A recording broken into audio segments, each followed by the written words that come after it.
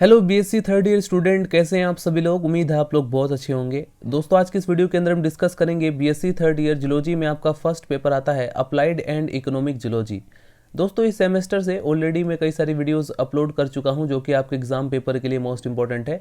तो अगर आप उन वीडियोस को देखना चाहते हैं तो डिस्क्रिप्शन बॉक्स में आपको लिंक मिल जाएगा, या फिर आप चैनल के अंदर जाएंगे आपको एक अलग से प्लेलिस्ट मिल जाएगा।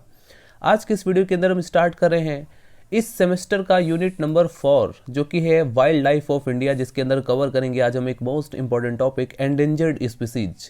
अगर आपके एग्जाम पेपर में थ्योरेटिकल पेपर आता है तो एग्जाम पेपर में शॉर्ट क्वेश्चन में आपसे पूछा जा सकता है what is endangered species, endangered species क्या होती हैं, और इससे रिलेटेड लॉन्ग क्वेश्चन भी पूछे जा सकते हैं। एमसीक्यूज में इससे रिलेटेड कई तरह के क्वेश्चन पूछे जा सकते हैं जो कि मैं आपको इस वीडियो के अंदर बताने वाला हूं। तो हेडिंग डाल लीजिए concept of endangered species. International union of conservation of nature and natural resource ने कंजर्वेशन के लिए वाइल्ड प्लांट और एनिमल की जो रेयर स्पीसीज होती है उनका क्लासिफिकेशन किया, और यह क्लासिफिकेशन निम्न बातों पर आधारित है। सबसे पहला पॉइंट, पास्ट और प्रेजेंट में उनका जो डिस्ट्रीब्यूशन है वो कैसा है, समय के साथ साथ अमुक समष्टियों की संख्या में कमी, नेचुरल हैबिटेट की स्थिति क्या है, किसी भी जाति का बायोलॉजिकल इंपॉर्टेंस क्या है। तो ये कुछ पॉइंट है जिसके बेस पर उन रेयर स्पीसीज का क्लासिफिकेशन किया गया। अतः IUCN ने वन्य जीवों के लिए, यानी जो वाइल्ड प्लांट है या वाइल्ड ऑर्गेनिज्म है, उनके कंजर्वेशन के लिए उन्हें निम्न श्रेणियों में बांटा। सबसे पहला आता है एंडेंजर्ड स्पीसीज, इसको हम ई सिंबल से डिनोट करते हैं। ये जातियां चारों ओर संकट से घिरी हुई हैं, इनके विलुप्त होने की पूरी संभावना है क्योंकि इनकी संख्या बहुत कम हो गई है तथा इनका जो नेचुरल हैबिटेट है वो भी काफ़ी ज़्यादा नष्ट हो चुका है। उदाहरण के लिए जैसे इंडियन राइनो, एशियाटिक लॉयन या घड़ियाल या ब्लू व्हेल या ग्रेट इंडियन बस्टर्ड या वूपिंग क्रेन, ये कुछ ऐसे एग्जाम्पल हैं जो कि एंडेंजर्ड स्पीसीज के अंदर आते हैं। अब इन एग्जाम्पल को आप डेफिनेटली याद कर लें अगर आपके एग्जाम पेपर में MCQs में पूछा जा रहा है।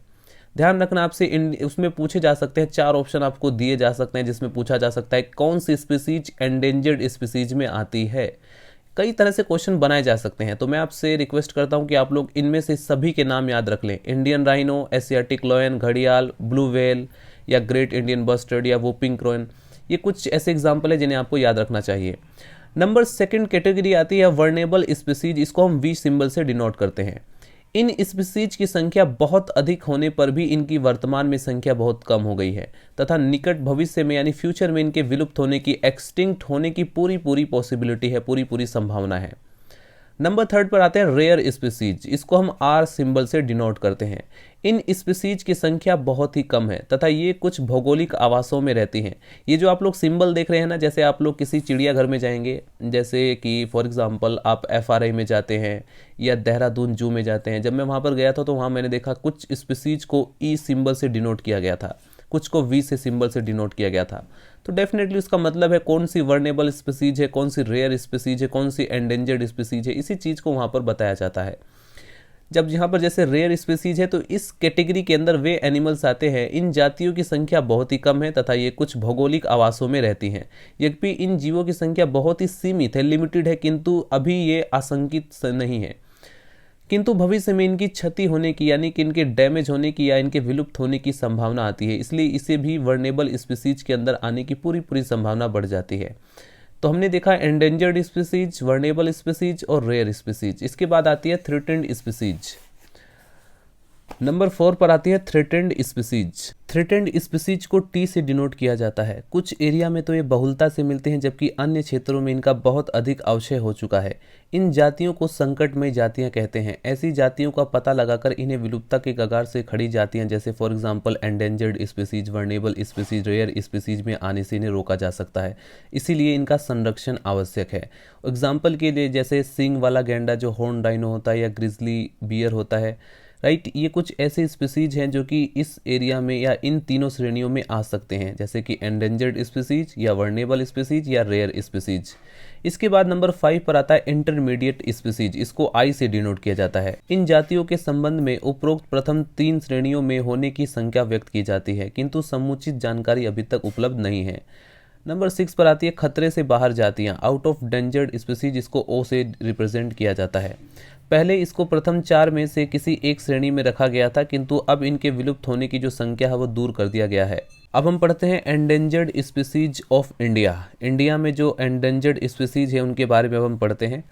अपने देश में लगभग 66 जातियां स्तनधारियों की यानी मैमल्स की और 38 पक्षियों की यानी क्लास एवीज की जो है 38 और 18 उभयचर एवं सरीसृप वर्ग की जातियों की क्षति आशंकित होने की आशंका व्यक्त की गई है।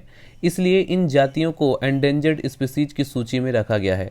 इस क्षेत्र में आने वाले जो प्रमुख वन्य प्राणी हैं जैसे कि बाघ, गिरवन, घड़ियाल, मगर, एक सींग वाला गैंडा, कश्मीरी हिरन, कस्तूरी मृग, हिमालय मस्क हिरन, कृष्णासार, चीता, भेड़िया, नीलगाय, भारतीय कुरंग, बारहसिंगा, हंसावर, हवासील, सारंग, श्वेत सारस, धूसर बगुला या पर्वतीय बटेर आदि।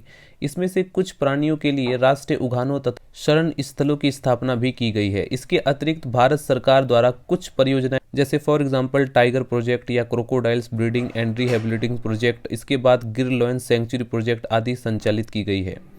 अब आप लोग हेडिंग डाल लीजिए causes of extinction of wild life, यानी कि क्या कारण है जिसकी वजह से जो वन्य जीव है, जो वाइल्ड लाइफ है, वो धीरे धीरे एक्सटिंक्ट होता जा रहा है। वाइल्ड लाइफ के एक्सटिंक्शन में सबसे पहला कारण है इंक्रीज इन ह्यूमन पॉपुलेशन, मानव की जनसंख्या में वृद्धि। मानव की जनसंख्या एवं सभ्यता के विकास के साथ साथ मनुष्य की आवश्यकताएं भी बढ़ती गई हैं। मानव ने किसी न किसी कारणवश आधे से अधिक वनों को नष्ट कर दिया है, डैमेज कर दिया है। कुछ वनों को साफ करके उसमें रहने और खेती करने योग्य बना लिया है। स्थान स्थान पर बने गांव और शहर इसके उदाहरण हैं। नए उद्योगों की स्थापना के लिए वनों को काट करके समतल मैदान बनाए गए हैं। सड़कें बनाने, रेल मार्ग बिछाने, हवाई अड्डे बनाने के आदि के लिए वनों को साफ कर दिया गया है। पेड़ों को काट करके इमारती लकड़ी व ईंधन के रूप में इस्तेमाल किया जाता है। बहुत से उद्योगों में पेड़ों की लकड़ी काम आती है और हमारे देश में अब केवल 18% से कम स्थान पर वन शेष बचे हैं। वनों के कम होने से वन्य प्राणियों के लिए जो वाइल्ड एनिमल है उनके लिए जो नेचुरल हैबिटेट है वो कम हो गए हैं, जिससे कि वन्य पशुओं का तेजी से अवक्षय हो रहा है। काफ़ी सारे जो पशु है वो सब धीरे धीरे विलुप्ति के कगार पर आ चुके हैं। दूसरा जो रीज़न है वो है हंटिंग। अगर हम यहाँ पर हंटिंग के बारे में डिस्कस करें तो वन्य प्राणियों की संख्या आखेट के कारण कम हुई है, यानी काफ़ी लोग उसमें हंटिंग करने का शौक होता है। मनुष्य अपने मनोविनोद के लिए आखेट करता है, यानी कि हंटिंग करता है, शिकार करता है। साथ ही कुछ वन्य प्राणियों को जो वाइल्ड एनिमल्स होते हैं उन्हें अपने आर्थिक लाभ के लिए भी मारता है। जैसे फॉर एग्जाम्पल कस्तूरी मृग को कस्तूरी के लिए, हिरन, सांबर, तेंदुआ, शेर, खरगोश, घड़ियाल व सर्पों को उनकी त्वचा के लिए, हाथी को उसके दांत के लिए इंसान जो है उन्हें हंटिंग करता है, जिसकी वजह से ये एनिमल्स एक्सटिंक्ट होने की कगार पर आ चुके हैं। नंबर 3 पर आता है फॉर फूड एंड सेफ्टी। मनुष्य अनेक वन्य प्राणियों का मांस खाने के लिए शिकार करता है, जैसे खरगोश, नीलगाय, सुअर, हिरन आदि। अपनी सुरक्षा के लिए भी मनुष्य वन्य प्राणियों को मारता है। चीता मानव के लिए सबसे अधिक खूंखार जानवर समझा जाता है, इसीलिए जहाँ कहीं चीता दिखाई देता है उसे मार दिया जाता है। शेर, सांप, घड़ियाल आदि भी इसीलिए मार दिए जाते हैं। मनुष्य को उनसे डर रहता है, इसी कारण वे वन्य जातियों को तेजी से विलुप्त हो जा रही हैं। इसके बाद नंबर 4 पर आता है पॉल्यूशन। नदियों, सरिताओं व जलाशयों का जल कारखानों के अपशिष्ट पदार्थों से तेजी से प्रदूषित हो रहा है। फसलों आदि में छिड़के गए जो पीड़कनाशी होते हैं, जो पेस्टिसाइड्स होते हैं, वह वर्षा के जल के साथ नदियों व सरिताओं व जलाशयों में मिल जाता है। इस प्रकार से जल प्रदूषित हो जाता है। पूरा जो वाटर है वो पूरी तरह से पॉल्यूशन उसके अंदर हो जाता है, जिसके कारण जो पानी है वो पीने योग्य नहीं रह जाता। अब वन्य प्राणी जो जलीय जीव जो होते हैं वो धीरे धीरे नष्ट होते जा रहे हैं इसी वजह से। इसके बाद स्टूडेंट नंबर 5 रीज़न है हैबिटाट अल्टरनेशन। मानव की बढ़ती हुई जनसंख्या के लिए आवास एवं भोजन तथा पशुधन जैसे कि गाय, भैंस आदि के चारे के लिए चारगाहों की व्यवस्था से जो वाइल्ड एनिमल्स हैं उनका प्राकृतिक आवास, जो नेचुरल हैबिटाट पर प्रतिकूल प्रभाव पड़ता है, जिससे कि उनका तेजी से अवक्षय हो रहा है। ये निम्न प्रकार से है, जैसे ए डिस्ट्रक्शन ऑफ कवर और शेल्टर। वन्य पेड़ पौधे, लंबी घास, नदियों के तट पर ऊंची ऊंची भूमि व अन्य सभी प्राणियों को छिपने व सुरक्षित रहने के लिए स्थान प्रदान करते हैं। उदाहरण के लिए काजीरंगा पशु विहार की लंबी घास गैंडे के रहने के लिए उपयुक्त आवास प्रदान करती है। भोजन व पानी के उपलब्ध होने पर भी घास के आवरण व अभाव में उसका जीवित रहना दुर्लभ हो जाएगा, और यही बात अन्य प्राणियों पर भी लागू होती है। बी पर आता है reduction in the area of movement. वनों की भूमि को तेजी से खेतों में बदला जा रहा है, इससे इनके चलने फिरने का स्थान सीमित हो जाता है। जैसे मृग होता है या बिशन होता है या बाघ है, गेंडा है, हाथी है। वन्य प्राणी सीमित क्षेत्र होने पर जनन करने में सक्षम नहीं रहते तथा इनकी संख्या कम होने लगती है, और इसी कारण अधिकांश वन्य प्राणी जो होते हैं वो चिड़ियाघर में जनन नहीं कर पाते। सी पर आता है डिस्ट्रक्शन ऑफ वाइल्ड प्लांट्स। लकड़ी, कोयला, नगर बसाने व हवाई अड्डों व कारखानों के निर्माण के लिए मनुष्य ने वन्य पौधों को काट कर नष्ट कर दिया है। वन्य पेड़ पौधे से अनेक वन्य प्राणियों को भोजन मिलता है और उपलब्ध भोजन आवास का एक प्रमुख कारक होता है, जो वन्य प्राणियों की संख्या व वितरण को यानी डिस्ट्रीब्यूशन को नियंत्रित करता है। वाइल्ड लाइफ की डिस्ट्रक्शन में डी रीजन दिया गया है बिल्डिंग रोड्स एंड रेलवेज। मानव ने अपने परिवहन साधनों के विकास के लिए सड़कों व रेल लाइनों का जाल सा बना दिया है। इसमें से अधिकांश घने वनों से निकलती हैं। इसके फलस्वरूप वन्य प्राणियों यानी कि वाइल्ड एनिमल के चलने फिरने का क्षेत्र जो एरिया है वो लिमिटेड हो चुका है, सीमित हो चुका है।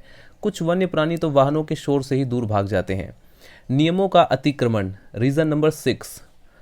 वन्य जीवन की सुरक्षा राज्य सरकारों की देखरेख में होती है, किंतु उचित कानूनों के अभाव वे वन्य जीवन को समुचित सुरक्षा प्रदान करने में असमर्थ हैं। अब अपने देश में वन्य जीवन के संरक्षण के महत्व तथा आवश्यकता का आभास हो गया है। वन्य जीवन को अपने प्राकृतिक आवासों को फलने फूलने के लिए राष्ट्रीय उद्यानों व शरण स्थलों का पशु विहारों एवं बायोस्फीयर रिजर्व की स्थापना की गई है। सन 1993 तक अपने देश में 73 नेशनल पार्क, 417 पशु विहार सेंचुरीज की स्थापना हो चुकी है। क्षति व आशंकित जातियों के संरक्षण के लिए विशेष प्रोजेक्ट शुरू किए गए हैं। इनमें से कुछ प्रमुख प्रोजेक्ट निम्न प्रकार से हैं। नंबर 1 टाइगर प्रोजेक्ट, नंबर 2 गिर लोयन प्रोजेक्ट, नंबर 3 क्रोकोडाइल प्रोजेक्ट। कुछ अन्य वन्य जातियों की सुरक्षा के लिए राष्ट्रीय उद्यानों व पशु विहार तथा शरण स्थल यानी सेंचुरीज तथा बायोस्फीयर रिजर्व को निकट भविष्य में स्थापना का संभव है। नेक्स्ट वीडियो के अंदर स्टूडेंट हम डिस्कस करेंगे क्राइटेरिया फॉर कंजर्वेशन। इस वीडियो के अंदर सिर्फ इतना ही। मिलते हैं अगली वीडियो में। Bye bye, Tata.